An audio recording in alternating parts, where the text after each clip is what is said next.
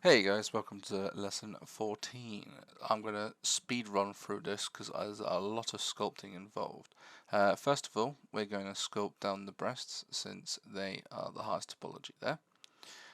We are just going to press R to change the voxel amount or top right corner, click the drop down on the remesh and select the number you want to remesh it down to when you press Ctrl R.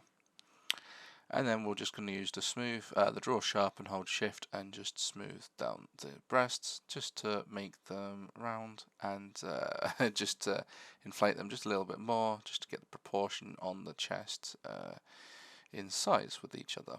So this entire lesson is mostly going to be down to just sculpting things over and remeshing.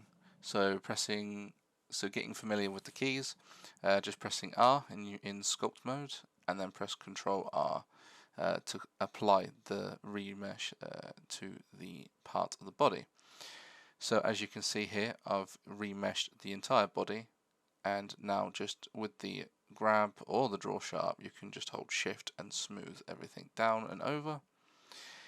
And then there are some sort of muscle parts that I smoothed over, so I just redrew them back on, um, and using the draw sharp tool. As for the armpits, I noticed they weren't quite working, so I just smoothed them down and then pushed them back in the geometry, just leaving a little bit of a dent, that's all.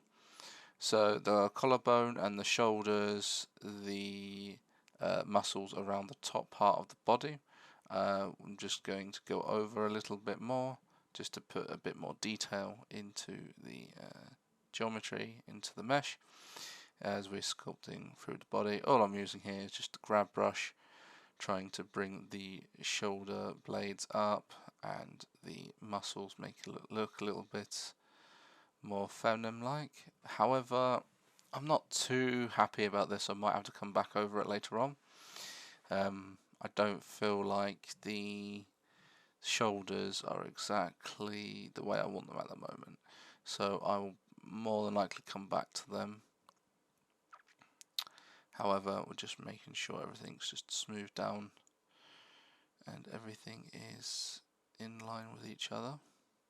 So here, just selected the neck and pushed that in just a little bit, just so the back bit of the top of the neck doesn't look like it's bulging out too much. So I'm just smoothing that down, making that look as flat as I can, and then replacing the back shoulder pads sort of where roughly I'll probably change these later on because as we will do the clothing and the armor for the hero model. Still going over what we could do with the model with adding clothes to it. We'll probably go for something fantasy wise, which would be pretty cool to do. A little bit tricky, but it's definitely the direction I'd like to go. So after finishing off the shoulders and sculpting down the muscles and that, we're going to press Shift A and we're going to bring in a UV sphere, going to edit mode, we're going to scale and move that down to the front part of the head. Basically what we're going to do here is add in some hair on the front of the head. I've been looking at some other artists and I noticed it actually looks really good. It just gives a bit more of detail to the front of the head, and obviously with the hair waving down, as we will turn this into rigid bodies later on for any sort of uploading avatar to any platform, or if anybody wants to use this for a gaming model for the future. It's definitely nice to have that little touch of the effect, adding some hair to the front, just waving around. But yes, there's always that option to be able to do that. So basically, we're just using the grab tool here, just stretching and pulling the hair down and out. This took me quite some time to do. I went over it a couple of times, didn't like it, come back, tried it again. So what we're also going to do from now till the end of this lesson is just focus on the hair, because I want to get the hair the same shape and the same style as of all the hair. So what I'm going to be doing is I'm going to try and keep the voxel size for the geometry all the same. Pressing Control R to remesh it so it's easier to sculpt. So after I finish using the grab tool, I will just then switch to the draw sharp tool and draw lines to push into the geometry. That's pressing Control and then going over and pushing in, and then sometimes now and again just pressing Shift to smooth things down. So after pressing Control and going in and out, changing the radius size of my brush, the smaller it is, the more detail you can put into the mesh, as long as your geometry, your quad size is small enough to be able to do. If not, don't fear, you can always just increase the remesh so it's easier for you to sculpt. So the more polygons there are, the easier to sculpt depending on what you're sculpting. It's a very it's trial and error is basically is what I'm trying to say. So after doing the front bit of the hair, select the top bit of the hair, and I went over it with the draw sharp brush, and I'm just clicking and drawing the lines to raise the lines up on the head, and then I was just experimenting on the back of the head there, seeing keep making sure your mirror tool is always on for when you're doing this part. It's only actually the mirror tool doesn't need to be on for actually this top part of the hair, but I kept it on. Hair's always in a different direction, so it'll look more natural without the mirror on.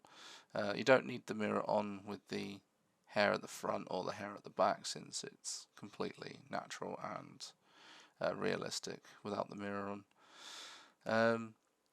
So after I have draw sharped all over the top of the hair, I then use the grab tool or the draw sharp tool just to smooth over. But I'm just adding some more lines, more geometry, just putting some more depth and detail into the front part of the hair.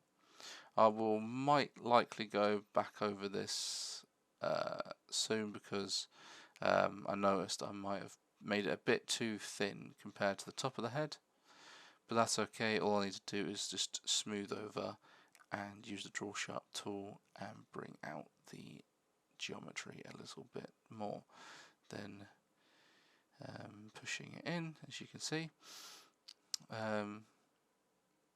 So this would look very interesting when it is finished.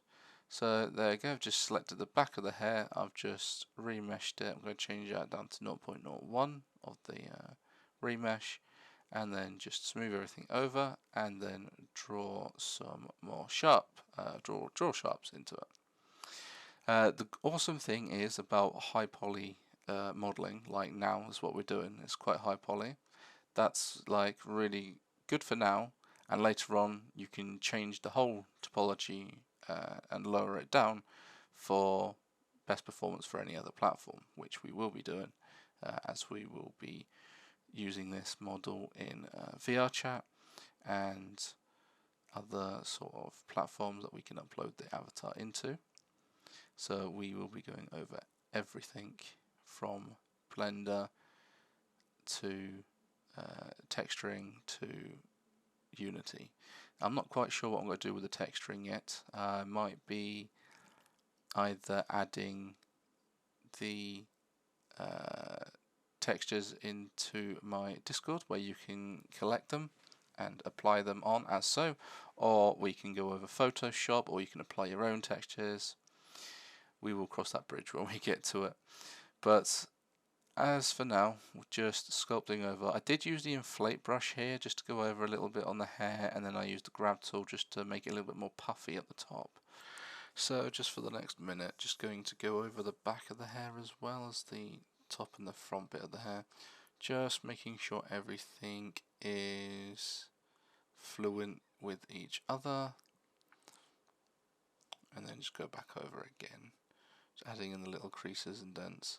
I might have to change this later on, depends what I do with the hair. I might, not sure exactly if we might use, like put a helmet on or something as a hero. Not entirely sure at the moment, but we will definitely see in the future lesson. So I just keep going back over, just trial and error, keep experimenting. You can make the hair whatever design you prefer.